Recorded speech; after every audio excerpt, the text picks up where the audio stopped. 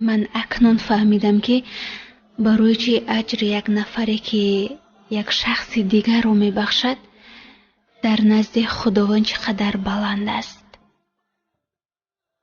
برای یک نفر رو بخشیدن 100 بار و بیشمار با غرورت میجنگی و هر بار مغلوب میشوی و باز ادامه میدهی تا اندمی که غالب نوایی. 100 بار میمیری و باز نفس میکشی تو حرفهای تلخش را فراموش کنی.